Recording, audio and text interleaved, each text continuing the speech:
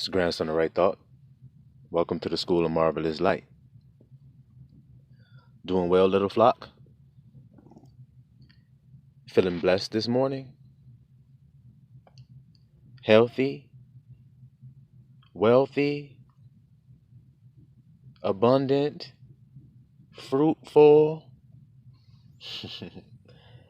Multiplying?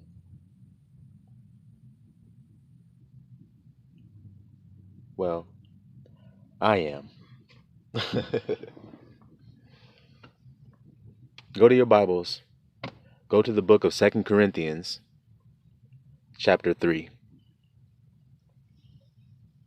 And we're going to unveil a mystery here. We're going to take a veil off of a mystery so we can see the beauty that lies beneath. You see? We can see the beauty that's underneath the veil. As you go through this walk, you're going to be going through changes. You're not going to remain the same. If you did, then you wouldn't be born again and become a new creature, you see. There wouldn't be any changing going on, but you actually want to go through these changes. And we're going to read about that now. That it's not just one change you'll go through. There are several. Okay? And that's going to be perplexing to a lot of you of the main harvest and the corners and gleanings of this harvest. The lost sheep, that is. You that are fresh in your awakening. You see? It's going to be strange as you go through these changes, and it's definitely going to be strange to the people around you. And matter of fact, they're going to try to make you feel strange because of the changes, you see? So we want to read about that. 2 Corinthians chapter 3, verse, where I want to start. We'll start at 12. Seeing then that we have such hope, we use great plainness of speech, and not as Moses, which put a veil over his face, that the children of Israel could not steadfastly look to the end of that which is abolished. But their minds were blinded. So were their eyes blinded, or were their minds blinded? But their minds were blinded, for until this day remaineth the same veil untaken away in the reading of the Old Testament. So there's a veil that has been placed on the minds of the children of Israel, where they were not able to steadfastly look to the end of the law of Moses, which means understand and comprehend the purpose of it. What was underneath the surface of it? The spiritual application of it. You see? So get the correlation that Abiyah is using in your mind. Abiyah is telling you a veil. Well, a woman wears a veil. And why does she wear a veil? So that her husband can unveil what's hidden. You see? The awe-inspiring moment of the unveiling. Just as a man would do with his bride when he takes the veil off and he sees her for the first time. You see?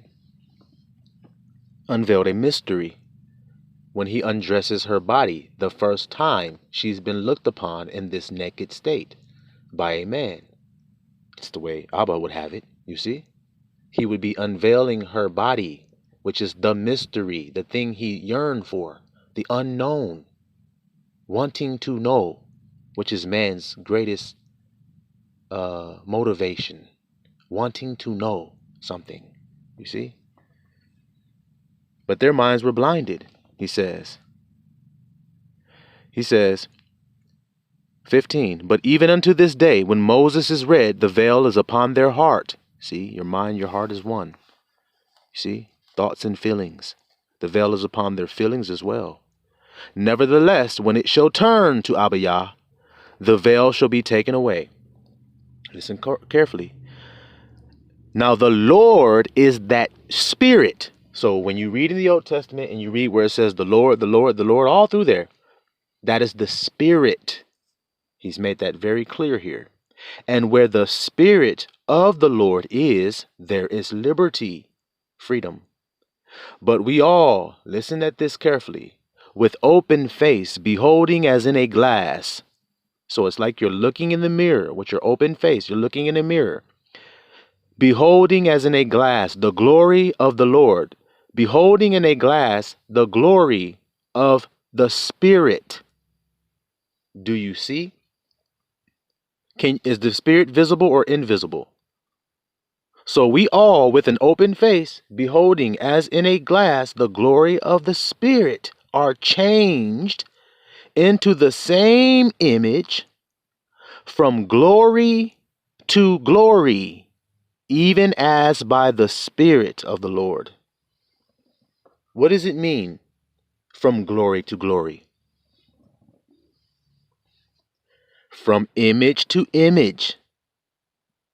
You see, you are changed into the same image of the glory of the Spirit, from image to image, from glory to glory, even as by the Spirit of the Lord. So he lifts you from stage to stage.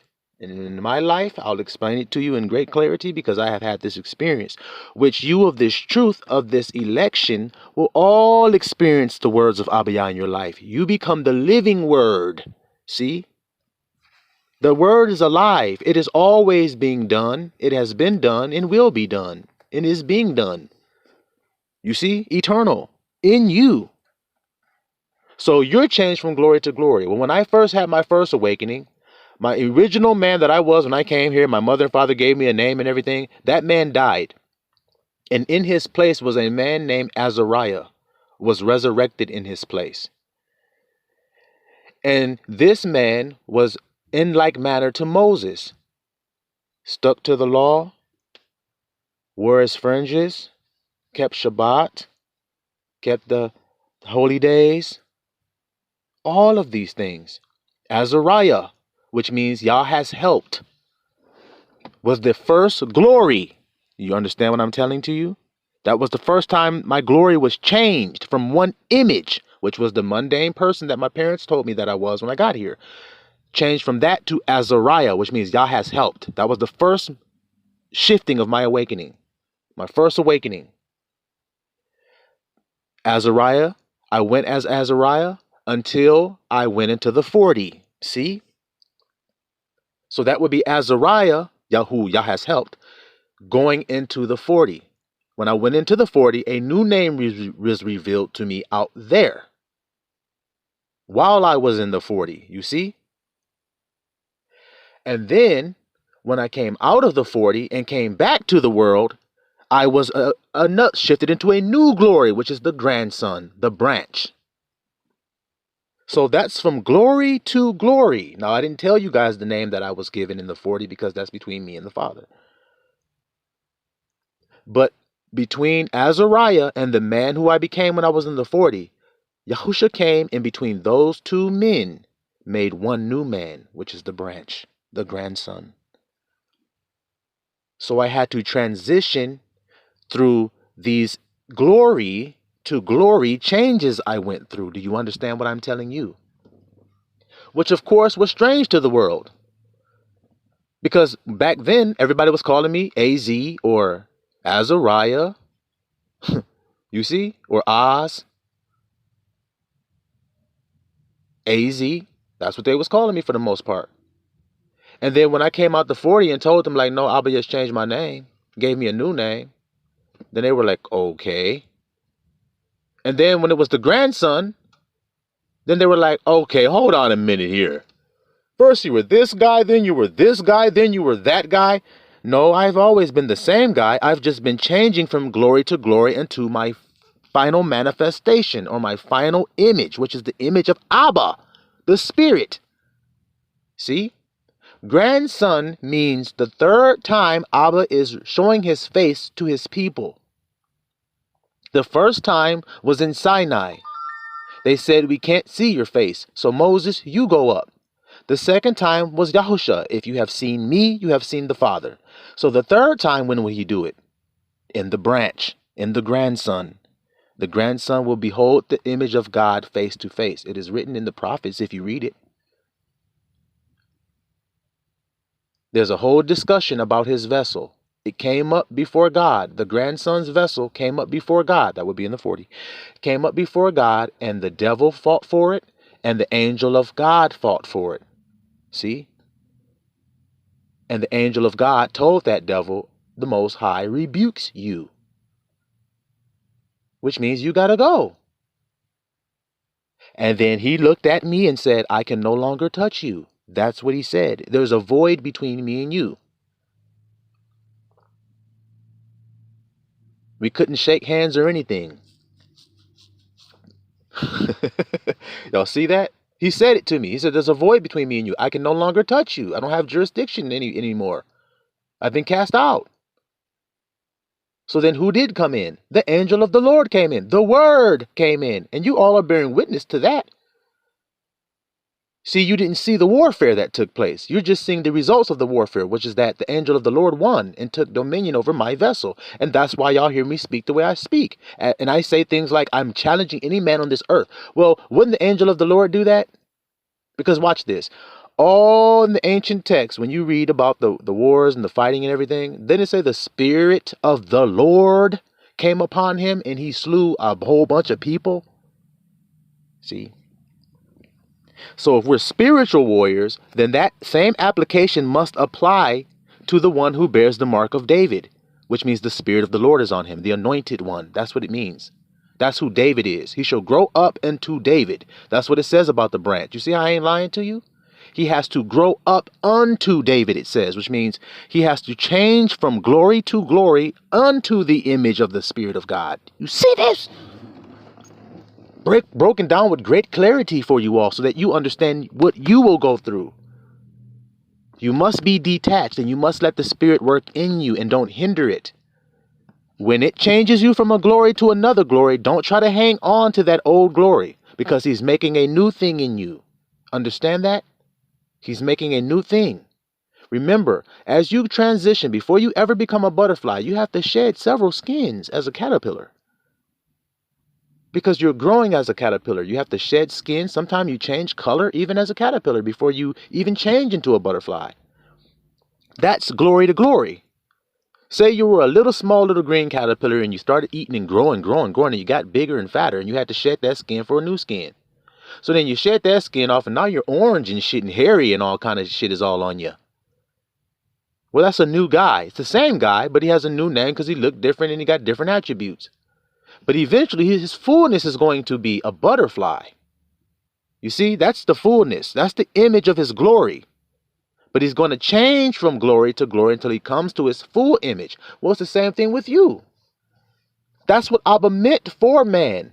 I am that I am. Not just I am one thing and that's all I am. That's not, no. I am that I am. I am whatever I am. In other words, let me translate it for you then, since a lot of people don't seem to get it. I am whatever I am. If I wasn't, then why would I say I am? You see? So you decide today, life or death. I am, now put life there or death there. That's all it is. I am that I am. So then whether that is, you put life there or put death there. It's your choice. I am what today, elect? You give me something. That's life or death. You give me something. Your choice. I am what? You can even put it in the comment section. Put one affirmation of I am that you know. I am what? And then we'll see if you're taking the Lord's name in vain or if you're speaking the Lord's name in truth. He is a spirit. See? So when you read the Lord in the Bible, it means the Spirit. The Spirit. So you must be born again of the Spirit. See? Not of flesh and blood, but of the Spirit. And that's a spiritual rebirth that nobody can see. That's a spiritual birthing that nobody can see. But yet when it happens, it is experienced within you. You know it. Even if other people doesn't know it, they don't need to confirm it to you for you to know it's true. It's just like me. No one on earth has ever come to me and said, "Hey, did you know that you're the branch of righteousness? Did you know that?" No one has ever said that to me. So then why am I so convicted in telling you that that is who I am? If no one has ever told me out of their mouth that that is who I am, no one has ever done that. So then how in the hell am I telling you that that's who I am with great confidence? I'm not telling you I'm somebody else because I'm not somebody else. See how that's working? I know who I am, and it was revealed to me from within me, not by the mouth of men. Because what man can reveal God's mysteries? No one can. Only the Spirit can reveal the mystery. So if a man hath not the Spirit in him, then he's dead, and he's dead indeed. Y'all understand that? He's not alive. He ain't got the Spirit in him. He ain't alive. He's not. The quickening Spirit is what makes you alive again. And that is the Spirit of God, which is what's making you move and step your feet and blink your eyes. And then people want to act all afraid when you say, I and the Father are one. His Spirit is in me, so I'm one with him now. That's what Yahusha prayed for. And these are the same people that say they serve Jesus Christ that get mad at you when you say you and the Father are one. Well, then what am I supposed to say then, Christian? You teach me today. What am I supposed to say?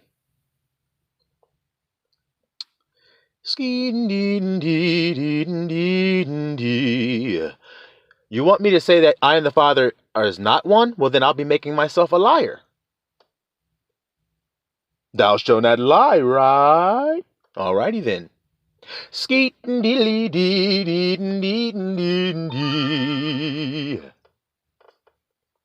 It is what it is, man. So, yes, you'll be changing from glory to glory. You see? And people will look at you as though you have a veil on your face. And the only way they'll know who you are is to pull the veil off. Dissect. Look inside and see. Like I tell you guys to do with me. If you don't believe that I am who I am, well, then see if what it says about that man matches me. That's all I ask you guys to do. If what I am does not match what it says he is, then I've lied. But if what I'm doing matches in great perfection the guy, then how in the hell have I lied? It's just that you didn't know this prophecy. Believe me, I was in church my whole life and I never heard it. I never heard about the branch one time when I was in church. And though it's written in all caps in everybody's Bible, nobody mentioned the branch. So as I growed older and started to question and ask, I started to realize nobody knew who he was. No one that I asked knew. And then the ones that said they did know, they said, it's Jesus Christ. Okay, well, why does it say here that the branch, his servant, behold the man whose name is the branch, the servant of God? How come it says he has iniquities that have to be cleansed off of him? And no one could answer that question. So I just realized that and said, well, wait a minute here. No one seems to know anything about this. Why do I know, Abba? And Abba's like, because my spirit rests in you and I'm revealing it through you. So simple. If you had the Spirit, your spirit would resonate with the truth as well. The question is, do you have the Spirit of Abba Yah dwelling upon you? Most people don't. I'm going to say that, and that's probably going to hurt a whole lot of feelings. The majority of this world, Abba Yah's spirit is detested by them, and he's not coming anywhere close to touching them. It's just the way that it is. Depart from me is not something you say, being kind or being a joke or trying to be friendly with people or nothing. Get away from me. That's what depart from me is, guys. This is the ancient way of saying get away from me. Get away from me. Depart from me. You think your wife would like to hear you say that, husband? Depart from me. You think she's going to feel good hearing you say that? Or get away from me. Okay, so they're probably not going to feel good hearing that from him. But does it say he's going to say that to them? Sure does. So that means a lot of people don't know what they think they know. They don't. They haven't transitioned through these stages of glory. They haven't done it. Their name hasn't changed. They haven't changed in any attributes of themselves. You haven't seen a marked change in them. So then how the hell are they different? They're doing the same thing they were doing before they said they changed. And how the hell are they different? They have to be doing something different. I'll give you guys an example. The first guy I told you before I became Azariah, when I was just a mundane guy that my mom and dad made me, I had never smoked weed, ever. When Azariah was born, that is the first time I smoked weed. Do y'all hear that? I was 30 years old the first time I smoked weed in my life. So isn't that strange? Wouldn't you assume that I would be smoking the weed before I was changed? Before the Spirit came upon me? I did not smoke weed until the Spirit came upon me. Isn't that interesting?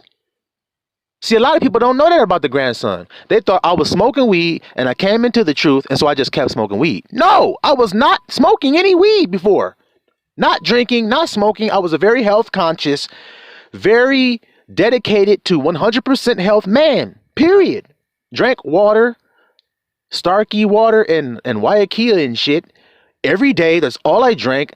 I ate very strict diet, counted strict calories, worked a strict 6-day-a-week workout schedule. Guys, y'all don't understand. The boy was on point with every fucking thing that he did. And then he transitioned and he let all that stuff go and started giving himself grace on a lot of shit. You see? So there's a marked change in me that people would have noticed. They would say, well, hold on, wait a minute. You didn't smoke weed before. Why you smoke weed now? Because I'm a new man. I'm a different man. I'm not the same man I was. This man do this. That don't make any sense, man. That don't make sense. It don't make sense to you because you're not changing from glory to glory into the image of God. You're not being brought up the ladder. It's called a ladder. Y'all didn't think you have to climb a ladder and there are different situations for each rung and you have to become an I am to deal with that rung of the ladder? That's why I am that I am, so that you can deal with each rung of the ladder? If y'all can follow what I'm saying, I hope you can.